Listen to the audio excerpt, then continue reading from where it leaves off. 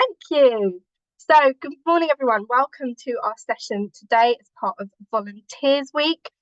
Today, we are doing a kind of spotlight session on developing supervision and reflective practice. We're really lucky because we have colleagues from our family practice team today, Alex and Vicky, who are going to kind of introduce this topic and talk a little bit around it. And then later on, we're going to be hearing from two people from the network. We'll be hearing from Katie from East Lothian on their practice, and also from Mandy, who's from Stroud and Gloucestershire. So it should be a jam-packed session and really exciting. So yeah, I can still see people coming into the space, but I think we will kick off. So I'm going to hand over to Vicky, who's going to get us started. Thank you, Fiona. It's so lovely to see so many people here. Happy Volunteers Week, by the way. So my name's Vicky. I'm part of the practice development team. So along with Alex, Fiona, Yvonne, and Sally, we're supporting the network in terms of developing good practice. So Alex and I have been working on this piece of work around supervision and reflective practice. But we think that before we dive right into the sessions, it would be good to get us into this headspace. So I've got a wee warm-up exercise for you. It's very quick. It's not a difficult question, I promise. So let me explain it while I put this on. So if you've got a device or you've got like a laptop, then you can get onto Slido. Here's the QR code. If you go on to slido.com, that's the code 1715865. And if you can't do it, don't worry. You can pop in your answer into the chat column. Our colleagues will be able to input it for you and make sure that you're included as well. So just a quick question. Let me see if I can do that. Here you go. So think about your best experience of supervision, reflecting on your own experience. What actually takes for you? What is a good supervision? What kind of ingredients that you think it's important to make it like a good session? You're coming out feeling like very positive, and the supervision has been very useful. So just think about like what you've been through, your own supervision. What kind of ingredients? Can see something comes up already. If more than one, you can enter multiple answers as well. And let's see whether there are some kind of commonalities, some shared themes coming through. So honesty, open, trust, structured time. Oh, openness becomes bigger. I think that's what's everybody saying that it's important. Or most people say that's important. Listening, I think listening comes up a few times as well. Active listening, being listened to and feel. That's being open and relaxed, open yet trust, engaged, regular, being understood.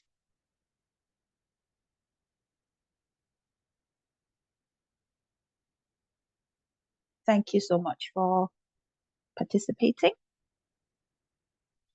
We'll keep that coming. So before I hand it over to Alex, I think it's just like the purpose of this exercise, just to think about like your own experience. It will actually inform how we do our own or provide our own supervision to volunteers as well. So it would be good to kind of like think about what takes for you, because it's often it will the things that it takes for the volunteers as well. So okay, I'll stop sharing there. You can keep doing that. We'll keep it open until the end of the session, and perhaps we'll share the results afterwards as well. So I'll hand it over to Alex to the next part.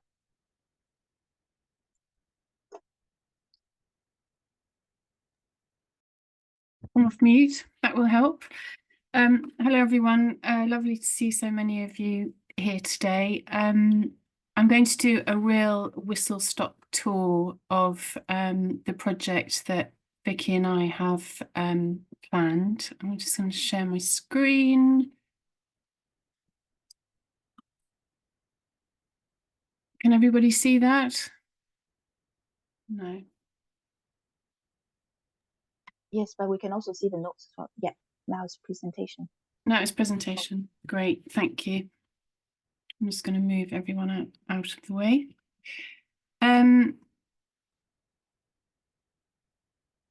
So a very whistle-stop tour about this piece of work from Homestart UK around supporting the network in developing reflective practice and supervision, and it's resourced through my role as being perinatal and infant mental health lead, and also through Vicky's work with The Promise, which is very much based around workforce well-being.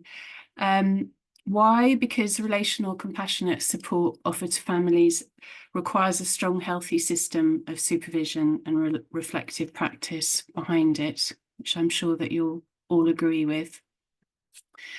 We're framing the project around this very kind of short idea that high quality support and effective reflective supervision, which enables emotionally resilient, analytical and reflective practice, which then creates excellent practice with children and families.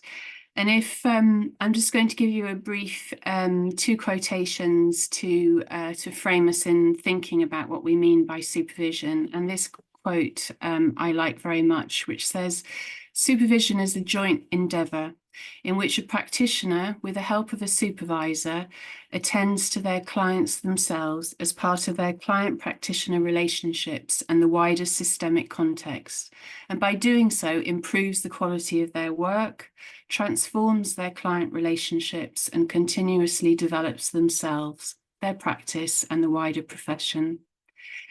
And in terms of reflective practice, essentially, reflective practice is any working practice which is thoughtful, responsive, rather than that constant reactiveness, and informed by our professional knowledge, skills, and values.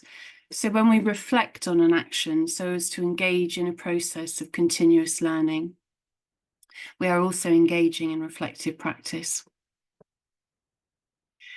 I'm now going to break. I'm just going to, the intended outputs for the project, I've broken down into 4 areas. They kind of intertwine with each other. But the idea from the Homestart UK perspective is to develop training and learning opportunities to share across the network, to have some ongoing webinars and reflective practice groups to consider our practice in this area, to create a toolkit of blended learning resources that come from external sources, some that we're able to create ourselves, but also really importantly, the 4th one around appreciative inquiry, which is really about seeking out existing practice within the Homestart network of what works well. That might be templates that you're using, that might be particular ways that you support your staff to train their volunteers, but to bring all that together so that we can really connect our knowledge and grow together. I'm just breaking down some of the ideas of what those 4 areas would include. The first one is around organisational context. Good supervision starts from the top. It needs to be built into the very essence and fabric of our organisations. It needs to be prioritised. It needs to be built into our staff time and planning. And it should never really be the thing that doesn't go ahead due to time pressure on high caseloads and workloads. But we know that is something that in our day-to-day reality is sometimes difficult. Ideally, the wider organisation will recognise the central importance of supervision and ensure that it happens regularly according to policy and to a high standard. and that supervisors will be well trained and share a good understanding of different staff and volunteer needs, which includes those relating to diversity and the different levels of learning that staff and volunteers will be at. The second area is around working relationships. So the supervisory relationship creates a container for staff and our volunteers and is so integral to the quality of support offered to families in Home Start and to the well-being of staff and volunteers. There's a quote here by Hawkins and Showett, which I think is really interesting, which says, "We need the open honesty of our colleagues constantly to attend to how we each fall into illusion, delusion, and collusion in our work, and to develop our ethical capacity to respond to complex and competing demands. Quality work cannot be sustained alone." So there's that idea, isn't there, through supervision and reflective practice, that two heads are always better than one. The next area is around the quality of supervision, family support discussions. And this is, I think, an area that it would be really interesting as a network to explore and develop. There's that idea of snoopervision versus supervision. If we think that the word supervision literally means watching over, and I think sometimes in supervision, we can fall into an emphasis on the evaluative part of supervision, ensuring that staff are doing their job properly, ticking boxes, and that can become slightly snoopervision in comparison to the more kind of trauma-informed idea of supervision, which actually allows us, through good supervision, to take different perspectives, to think deeply and actually enrich our understanding as we reflect with one another. At its best, supervision is thoughtful, it's human, it's supportive, and it's designed to help get the best out of people, not just to check up on them. But that integration of both the personal, the emotional, and the rational, the organizational, the educative side of it, takes, it takes a certain amount of skill. And we need, I think, as a network, to support each other to learn and develop in these areas. And then there's the impact on supervisees. The extent to which, as supervisees, the impact it has on our own well-being and our ability to do our work, to manage our workloads and work pressures. And if we think about supervision as a container in a way that holds and supports the work that we do and that of our volunteers in order to best support the needs of families and children, then I think we start from a very good place. And that if we're able to add that area of reflective practice into supervision, that it provides a space for us all to slow down our thinking, to put the pause button on, to rest and digest, which then helps us to make sense of some of the things going on in families that we support and in the work that we're doing. That active listening, which came up very strongly in that Slido, is a really important part of that. And that impact on our own practice is also a critical part of creating this toolkit. And ultimately, through all of this, although the well-being of staff and volunteers is vitally important, it is also vitally important that ultimately we know that good supervision and reflective practice leads to better outcomes for the families that we support. And I just want to show you this. I know some of you will be aware of this, and this comes from a sort of infant mental health model of understanding reflective practice, but you could move the word baby and put in child or family if you wanted to. But what I love about this is this whole contained idea that how supervision and reflective practice actually filters down into the support of the family, that that by creating a safe space for our staff and our volunteers, that we also then give them chance to nurture and support a family who then in turn are able to better support the baby or the children in their lives. And that's a model that we will hopefully be developing further as part of this project. It really was a whistle-stop tour, because we certainly want to hear from others in the room. But just to say that this project has a sort of 9-month timeline, and to start off with, we're having workshops like this, and part of Volunteer Week, it's been great to include this workshop. We're having another 2 in June with others. And Vicky and I have been working on a questionnaire that we will be sending out to all local home starts to share with your staff and volunteers, to really get a sense check of where people are in terms of their roles as both supervisors, and also being supervised. And then we will be setting up a working group, so Vicky and I can check in with the network to help us develop the things that I've talked about. I'm going to stop sharing. There we go.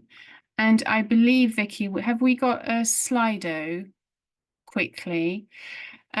Before we move on to hearing from Mandy and Katie, we just wanted to add in an extra little Slido. So from that very quick and very full 10 minutes, if you were able just to throw in some of the first things that you're thinking about around what you feel might be key components to this project toolkit.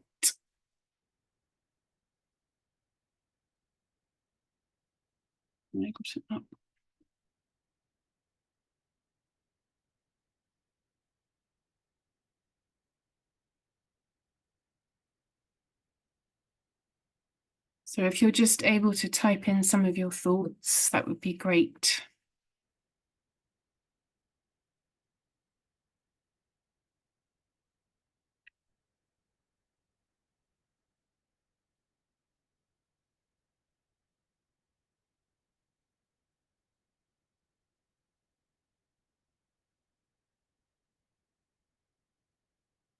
Yep, templates certainly will be very much part of it.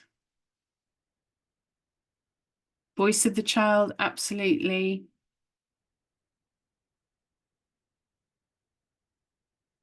I think templates is coming up very strongly.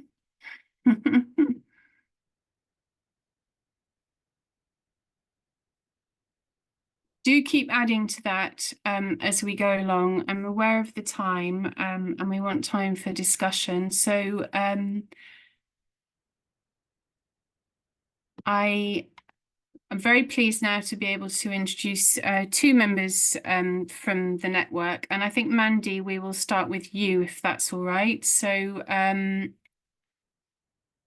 it's with great pleasure to say welcome and to hear from you your own experiences of your supervision with volunteers at Home Start Stroud and Gloucester. So I will hand over to you, Mandy. Thank you. Thank you.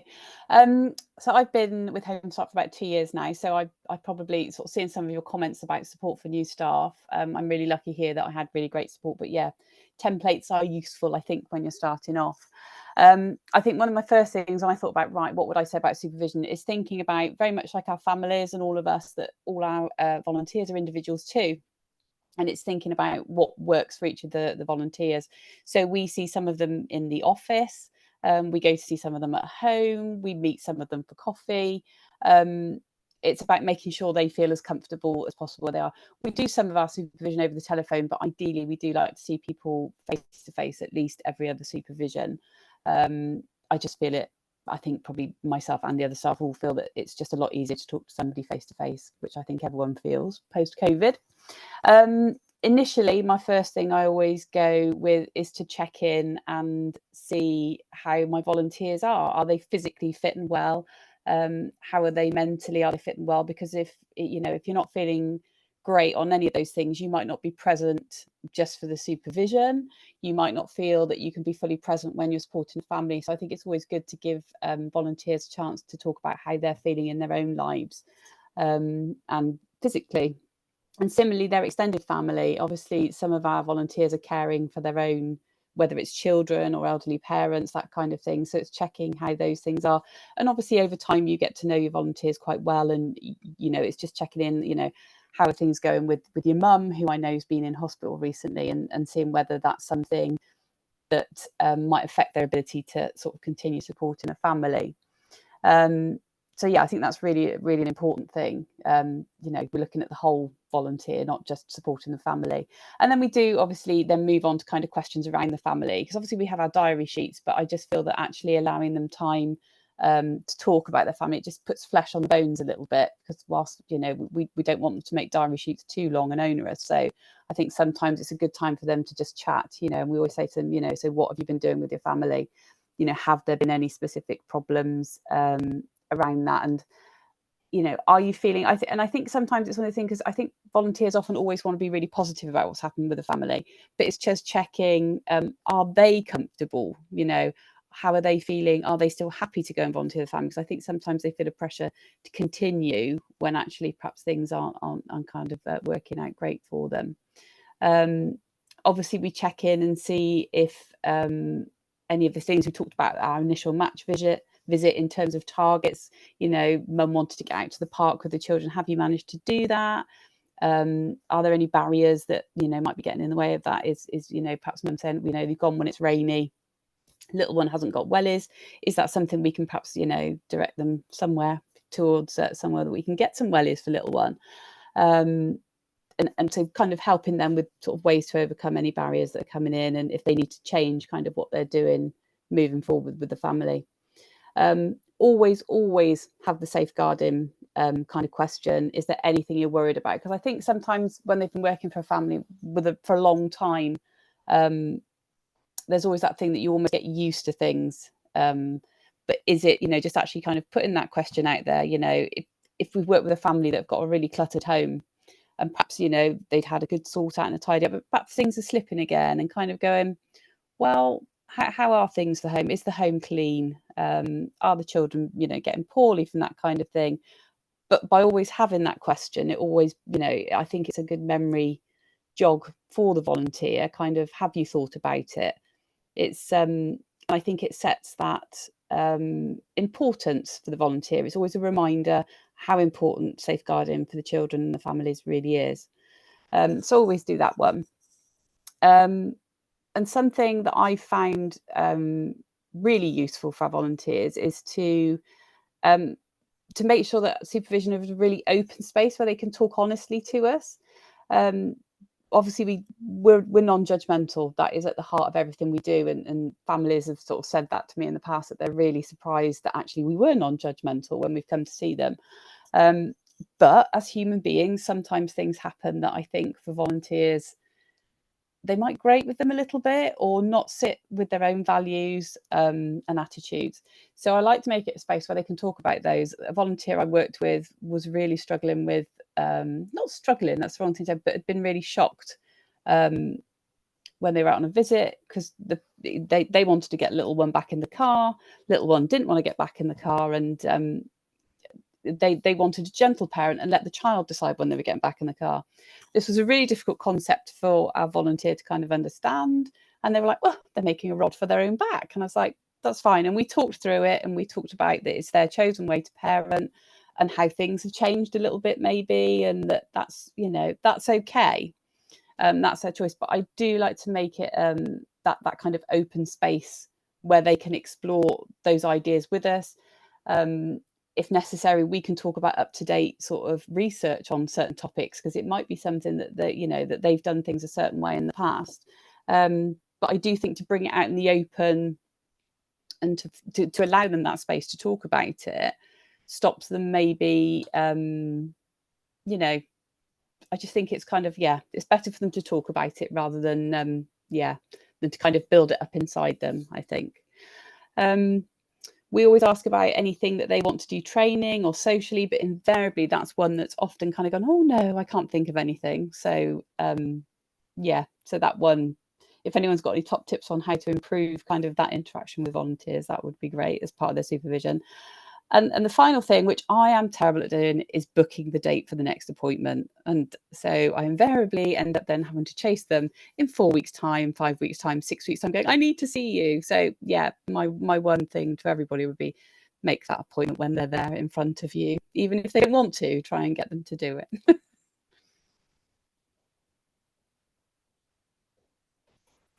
Great. Thank you, Mandy. That's quite all right. And I absolutely agree with you on that, making the next appointment at your current supervision. And it took me years to get into that habit. And each time I didn't do it, it drove me nuts. Yeah. Lovely. Thank you very much. That was really interesting. And I think I'd very much like to be supervised by you. Sounds like you have all the right qualities. I think we'll move on to Katie, and then if people have questions for either of you, they can ask them after Katie's done that. So Katie, if you're happy to take the spotlight, that would be great. Thank you. Thank you. Well, I'm about to say, can I just say ditto, Mandy? No, just yeah, I mean, one of the things I was going to say was that, you know, we during the training, we always say to the volunteers, your support and supervision is your safe space. And, you know, that is the time to get maybe those niggles out, that they're not happy with the way it's being parented, but actually it's safe within boundaries of safeguarding, because otherwise it can become a bit of a barrier between the two of them. You know, and I say that to my staff as well. You know, we've got a little office space, and it's like, right, come on, let's just go, and then go away, and you know, and because you're then fresh again to support that family without worrying.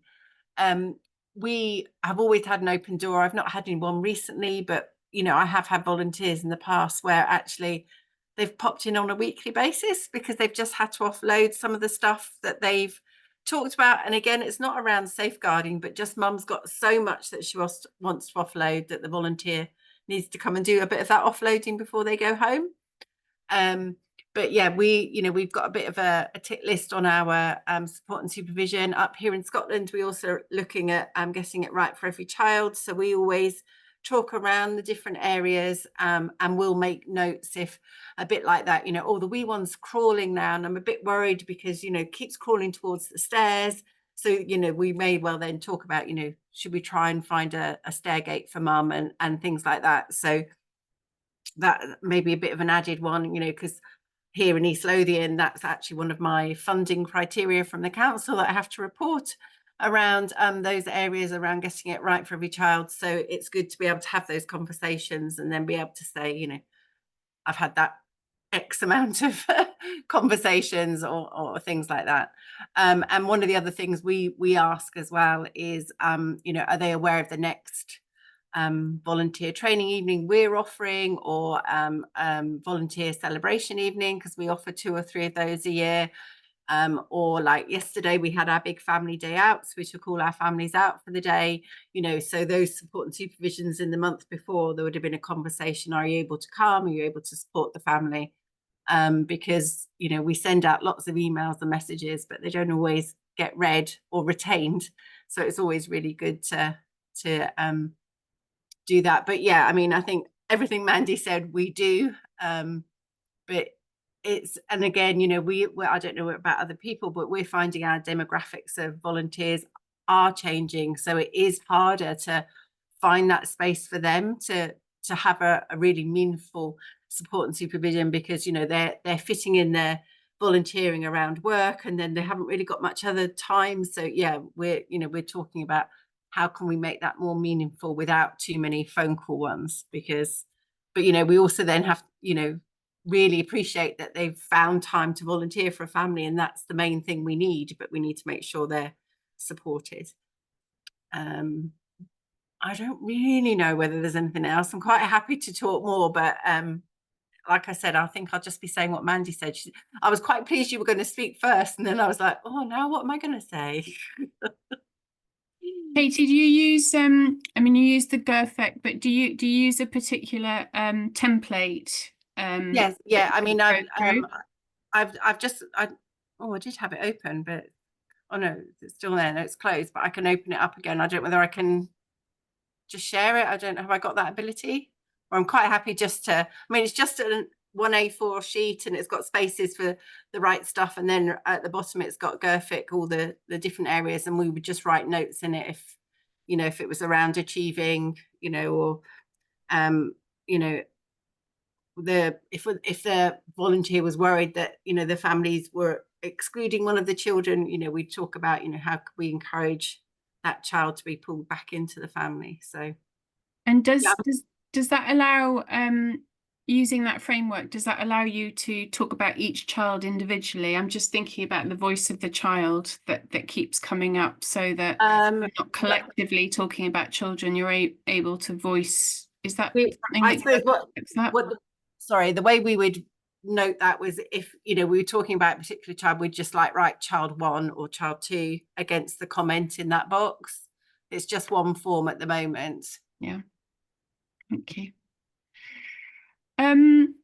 So I think this is thank you so much, that's really interesting, and I wonder if anyone has any questions that they would like to ask to Katie or Mandy, or both of you. You could put those either in the comments, or stick your hand up,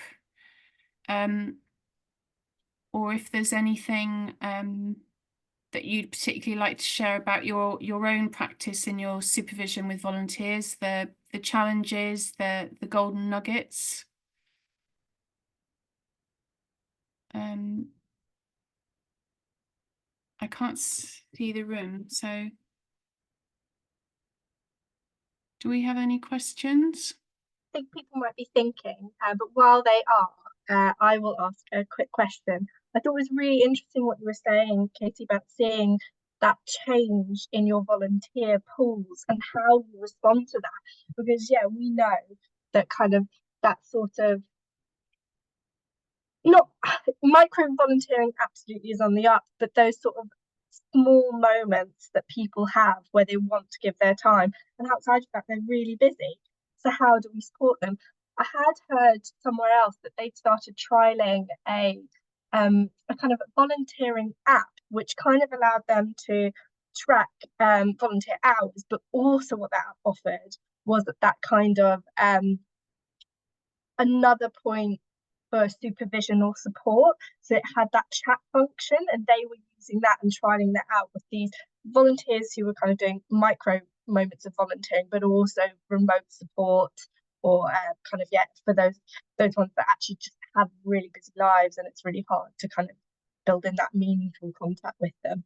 So yeah, I don't know if you're doing something along those lines, or informally, even through WhatsApp, just how you're kind of just a thought. What we're doing is, we will fit in a telephone call with the volunteers either in their lunch break, or my staff will do that in the evening, and then obviously move their time back. But that's not as Mandy was saying, in an ideal world, we'd love to see them at least once every 2 supervisions, but sometimes that doesn't work. And I know there are other, I think there was a conversation, and it's going back to the other old chestnuts that have been running around for the last couple of months in Home Start. But do we need to begin to look at having a different way that we run our staffing? So actually have staff members that have those hours, they work, I don't know, 2 till 8 rather than 9 till 3, that type of thing, so they then can pick up those volunteers. But you know, I think, I don't know about others, but we're even finding, you know, as I said, you know, we normally do celebration evenings, and we've always done them 3 times a year, picks up at the end of each training that we've done. So we're introducing new volunteers to it, but they were becoming less attended. So like this year, we're just doing 2 to see again, because, you know, you're asking volunteers to give 2 to 3 hours a week volunteering, an hour every 4 to 6 weeks, maybe a bit of training. And then suddenly, you know, they've got these celebration evenings as well. And, you know, everything just gets in the way. And obviously the one in the summer, you know, gets in the way of school celebrations, and the one at Christmas gets in the way of all the Christmas celebrations. So, yeah, I think it's just, as a whole organization, we need to be just thinking, actually, yeah, it's lovely that we've got these volunteers, but, you know, as an organization, we need to look at how we support them the best way that fits into their lives, rather than us trying to shoehorn them into what we've always done.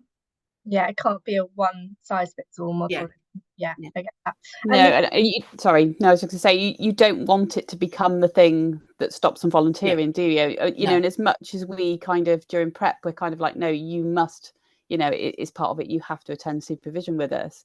It's just making sure, I don't know, that they understand the kind of the need for it, because I think often we kind of go, oh, you know, you need to come and see me for supervision. They're like, what, again already? Is I'm sure you probably get similar comments. And the thing as well, a bit like you saying, you know, going out, you know, when I first started, I mean, I've been working for Home Start for nearly 11 years now, and, you know, to start with, everybody came into the office. They had to come into the office to do their support and supervision. It was making them feel part of the team. And, you know, and we had a shelf where they had to pick up stuff, you know, that we were giving them for information and things. Obviously, COVID changed that completely. And now there is a lot more of my staff going out and meeting them in the community, because actually that cuts their travel time down, you know, because we live in quite a rural area. So actually, you know, it could take somebody half an hour just to come to the office to do their support and supervision. So that's, you know, 2 hours out of their day rather than an hour. So, yeah.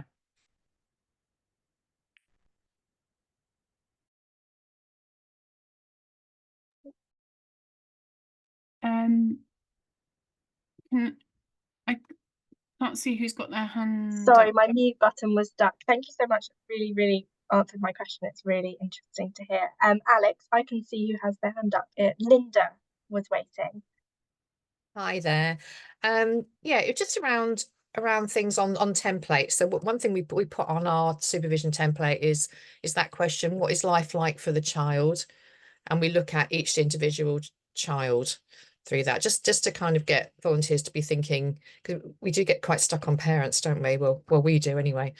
What is life like for each individual child? And then we've got some really good information from our local safeguarding board. They done a series, and maybe this is across all safeguarding boards, which is about a day in the life of, and it's got a day in the life of a baby, a day in the life of a 5-year-old. So you can kind of check around that difficult subject of neglect. And so if you've got houses where people are, you know, volunteers are not really sure, you know, what is clean, what counts as clean, what is good enough, is there some really kind of good very detailed things that this is good enough parenting for a 5-year-old. So that's from our safeguarding board. That's really interesting. I'd not heard of that. It would be a really useful resource to share, I think. Yeah, we'll do.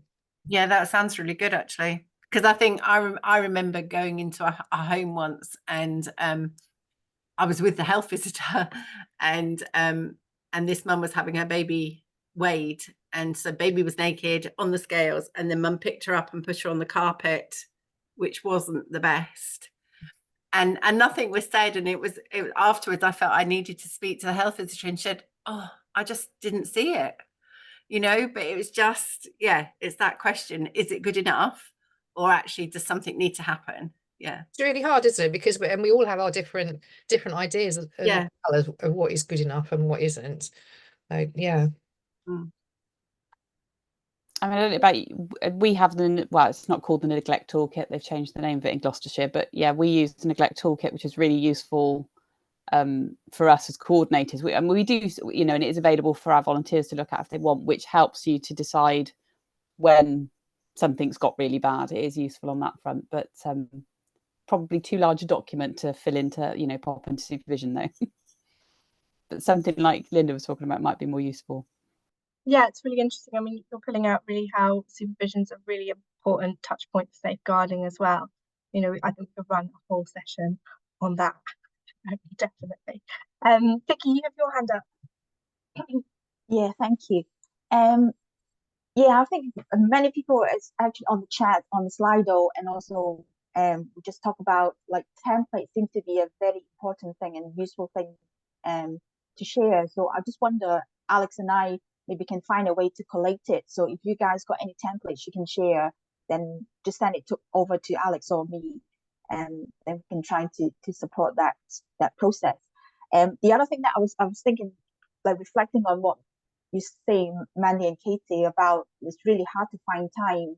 But I think Emma beat me to it in the chat. I think the kind of the whole framing of supervision, it seems to be coming like from one way, like from home start to volunteers.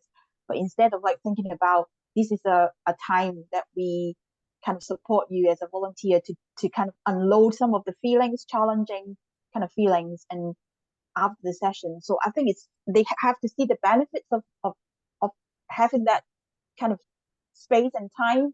And I think Katie mentioned about like a safe space. I kind of like put it in capital, and this is a like really good like way to frame it, and that is really helpful in terms of like Alex and I thinking about what would be in the toolkit, maybe something that's quite simple that you can actually use it with volunteers and explaining like support and supervision. It's not just about business. It's not just yes, it's important to talk about safeguarding, but it's a two-way thing. So it's for your benefit too. I think that will help them to kind of prioritize it a little bit within their kind of busy lifestyle. So thank you so much for your input. I think that gives me lots of food for thoughts. Then yeah, with me and Alex to take back and think about what should be in the toolkit.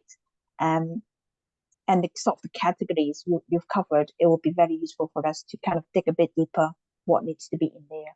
So thank you. Thanks, Vicky. And does anybody else have any other questions or thoughts or anything around your supervision practice that you'd like to kind of open up in this space? You know, because we're all here to kind of learn from one another. Just seeing if any hands are up.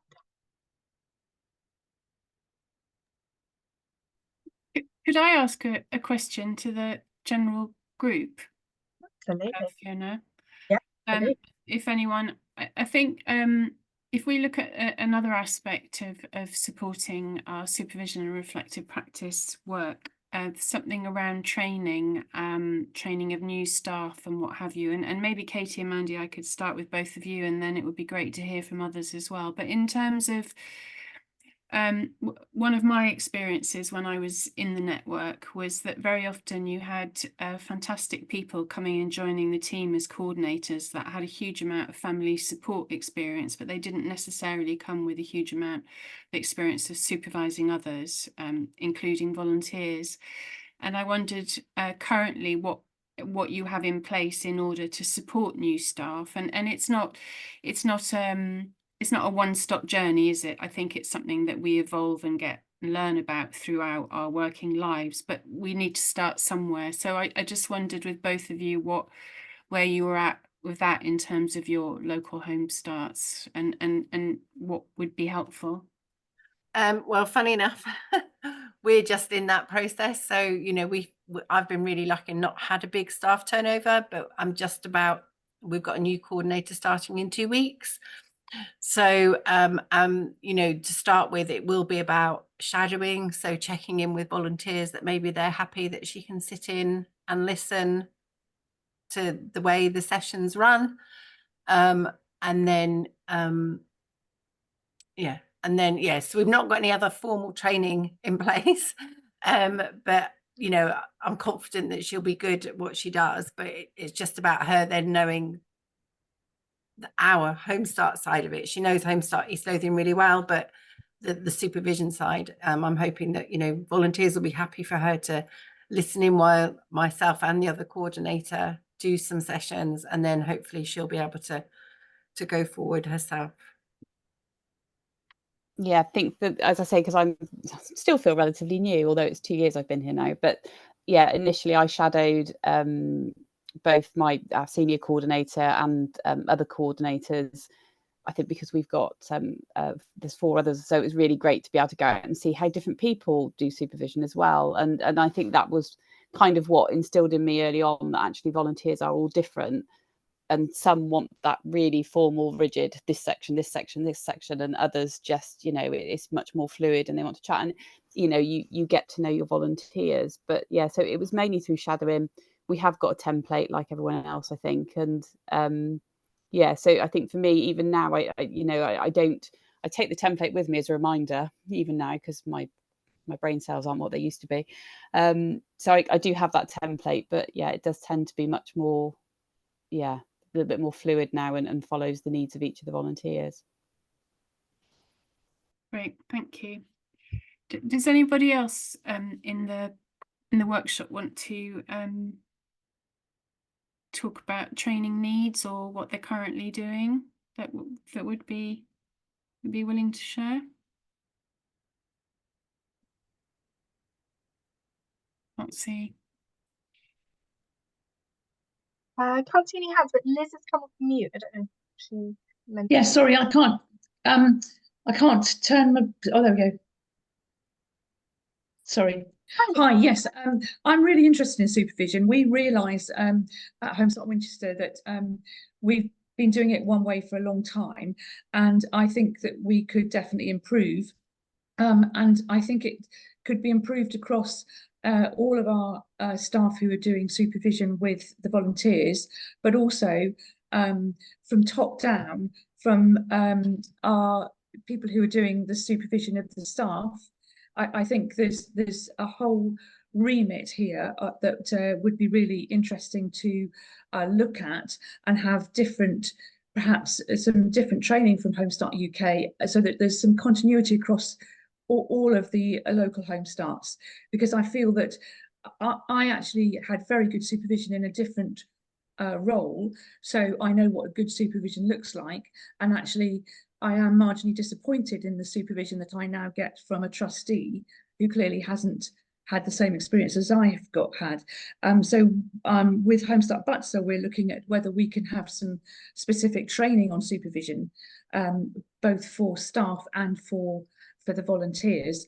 And I just wondered if Home Start UK could put on some sort of training, so that we're all coming to it with the same purpose, but actually I think we often come from different backgrounds, and so some supervision that I've experienced in Home Start is good and some isn't so good. And I'm talking really is about being a supervisor rather and a supervisee. Thanks, Liz. I mean, I hope from that short presentation that I gave that you can see that that's certainly something that we are looking to develop.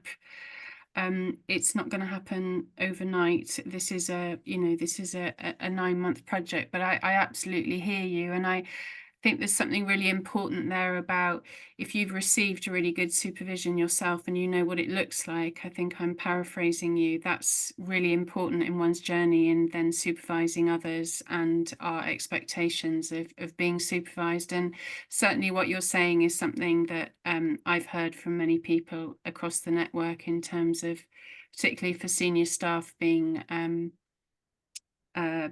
supervised by trustees. So and because I'm very passionate about the idea that it does start from the top, then yes, absolutely. I hope that that's something that we can include in this project. Great, so, thank you. Thank you for that, Liz. Is there anyone else? Fiona, can you see anyone else's hand up? No, not currently, no. So I think. Okay. Yeah. Did we have some more Slido? Did we have a final Slido from you, Vicky? Yes, I've got one last one. Just yeah, I share the screen. Here we go. So the last questions that we wanted to ask from you is, what one thing will you do differently having been a part of this session? So having listened to Katie and Mandy and Alex as well, is there something that you would like to take away and do from this session?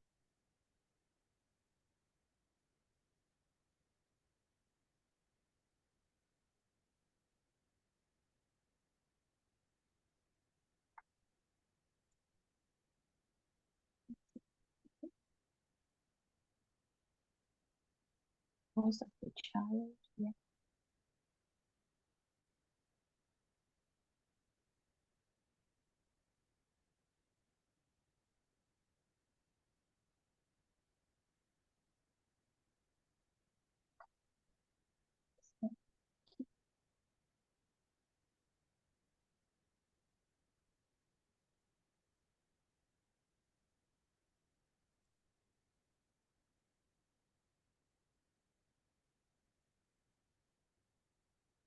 Great, lots of positive answers.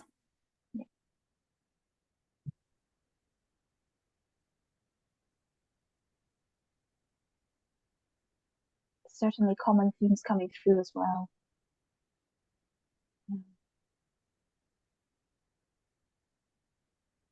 Linking to the voice of the child and the rights of the child.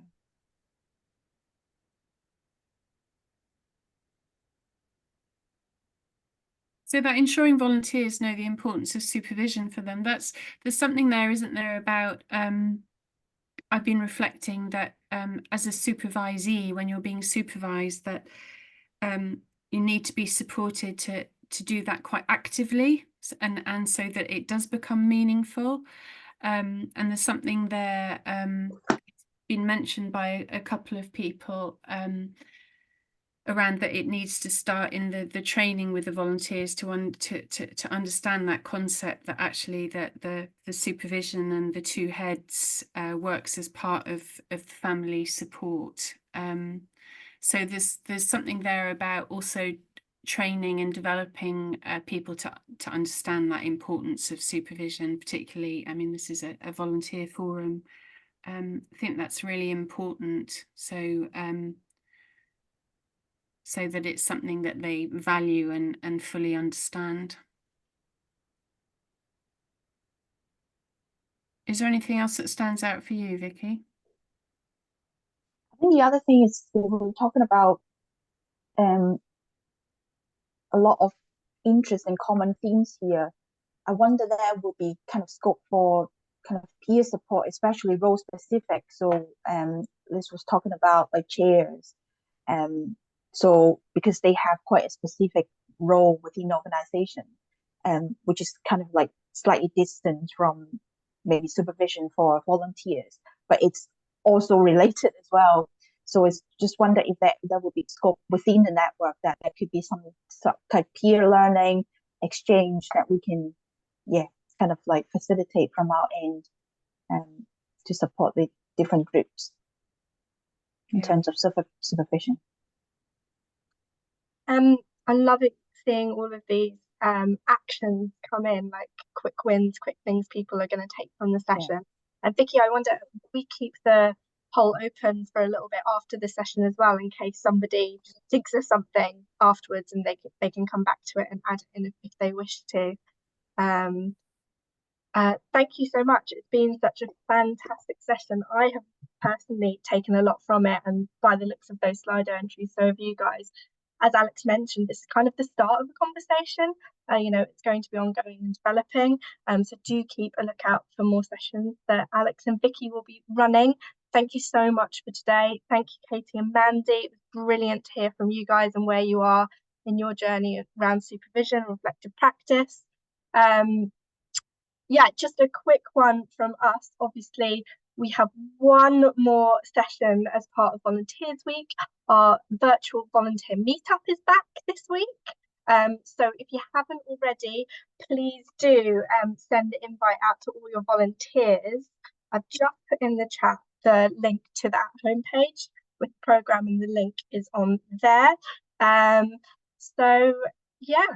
Just a really big thank you. I'm really conscious of time. It's been really brilliant to have so many of you together and to come around on this topic. So yeah, thanks everybody.